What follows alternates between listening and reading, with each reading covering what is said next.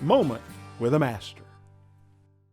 Jerry Spady, I'm excited to be here. I've heard so much about you, and it's kind of led me to a conclusion that you may be the Frank Zappa of woodworking. I'm not sure about that. But I have no rhythm. Well, there is a rhythm to your piece. When I was in high school, I was the science kid.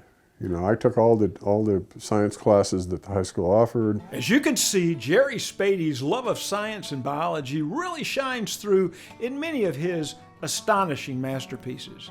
And when you hear about Jerry's previous career, it all starts to make sense. I have a long background in well, basically trying to avoid getting a real job, so I was in school for a long time, a long time. Yeah. And I ended up getting trained as a basic researcher in biological sciences. And so it sounds like a what-if kind of life. Yeah, pretty much. And when I was a bench scientist, I would try anything that I could think of to solve a particular problem that I was up against. I take pretty much the same approach to woodworking today. What is this? This is one of my earliest pieces, actually, and I thought, well, what's the craziest thing, three-dimensional, fine dimension object that I can maybe create? And I thought circulatory system. So I made this, and it lights up. There's light in here. And it says this is a chest of drawers. Yes, this is a chest of drawers, and the chest part is derived from a picture in Gray's Anatomy, which I made. These are pretty realistic ribs. You got sternum? Sternum, intercostal cartilage, and the rib itself, and they're the right number. Amazing. And then you open it up and you can see the circulatory system, but then you have to understand... It said chest of drawers. I don't get the drawers. Well, the drawers are kind of hidden. There's two drawers here, which contain a little bit of marquetry, and then there's a hidden drawer that's back in here. Well, you have to have hidden drawers. Well, you have to have hidden drawers. And then when I created the heart was carved from a two-dimensional picture, so I'm not so sure how accurate it is in 3 dimensions, but the heart actually comes off of here through a magnet system, and then the heart opens up, and here are the other 3 little drawers. Amazing. So this is my chest of drawers.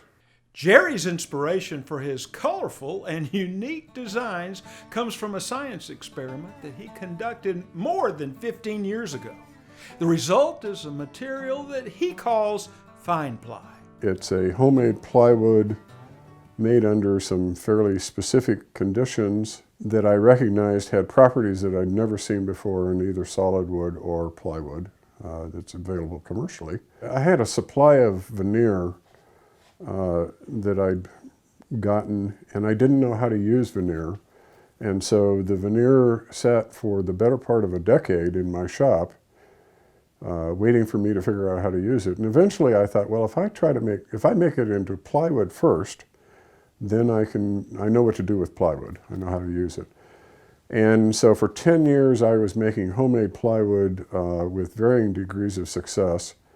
And then in 2001, I put this homemade plywood, rather than try to clamp it the way I'd been trying, I put it into a vacuum bag, and out popped this new material, which I'm pretty sure, I haven't got any hard proof yet, but pretty sure is plasticized wood is what it amounts to. And the epoxy is the adhesive of choice. I've been working with epoxy for since sometime in the 80s. So the epoxy, I'm assuming, is infusing the cellular structure of the veneer, which is thin enough to allow it to do that, and it's setting up inside the wood and creating a plasticized wood. Through the vacuum process. Through the vacuum process. Yeah, exactly. The air. Yeah, and it's replaced with the epoxy. With the epoxy, right. And that leads to characteristics that are, as far as I can tell, unique in this stuff. So you can cut small just small little items and not have to worry about short grain or exactly. Yeah, Yeah. and you can even carve them, I would suppose. Yes. It can be carved to really exquisite, fine dimensions. Every time I think of some strange idea, it works, to my amazement, because I'm trying to push this stuff to where it doesn't work, and I haven't figured out the limits of it yet. This is just a unique cabinet. Not only do we have the crown molding, tell us what was going through your mind and what you did here. Well, I never intended to make this cabinet. This was almost extemporaneous from the get-go. What I really wanted to do is make this little guy back in here, which is called a Weedy sea dragon. And I'd been down to the Chattanooga Aquarium and I'd seen these critters. And I wondered for a couple of years, could it possibly be made out of wood? And finally I screwed up the courage and I tried to make one, and it was successful, and I liked it so much that I made a second one over here. So now I had two Weedy sea dragons. I said, well, what do I do with these guys? And then I decided, well, if I put them in a bed of seaweed, they would look like they're floating in seaweed, which they do in nature. And so I made these long kind of filamentous guys, and they were successful. And then I put a case around it. And fine ply. This is all of this stuff is fine ply. Everything except for the seabed. The seabed's just a chunk of solid wood. This looks like something out of maybe the Hobbit trilogy, Tolkien trilogy. Look at that. That is so unique. The dragons are appropriate for that analogy. Yeah, tell me about it. Well, again, I was exploring form, and I built a kayak, a tandem kayak, some years ago. While I was making the structure of the kayak itself, it dawned on me that same technique could be used in cabinetry. And so this curved form here is created with kayak technique. And it's a cove and bead, small boards that are bonded together. They're covered in fiberglass.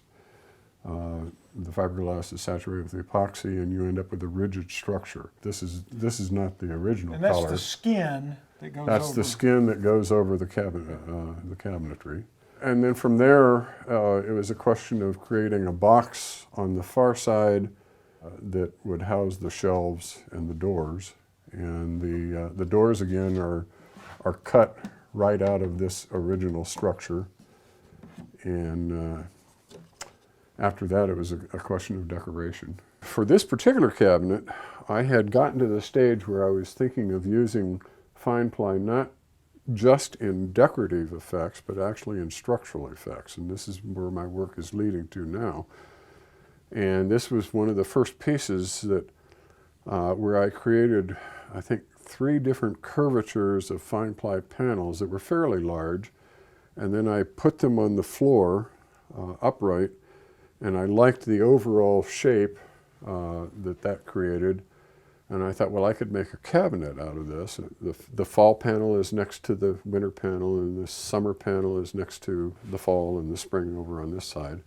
And I tried to make imagery that was kind of reminiscent of each season of the year. Jerry Spady, the master woodworker who often dares to ask the question, what if, hopes that his showpieces inspire others to do the same. I guess I would like people to think that the limits that we impose on ourselves in so many different ways, but particularly in a craft as old as woodworking, where it's thought that all of the major forms have already been created and all the major techniques and on. It's not true. If we took this attitude in medicine, we would be, we wouldn't have the things that we have in our back pockets today to help people. And I think any field, there's always room for growth, there's always room for exploration. So, to the next generation of woodworkers especially, I would hope that they would take a material like what I've created and just run with it and figure out how they can use it. Yeah. No limits. No limits, yeah.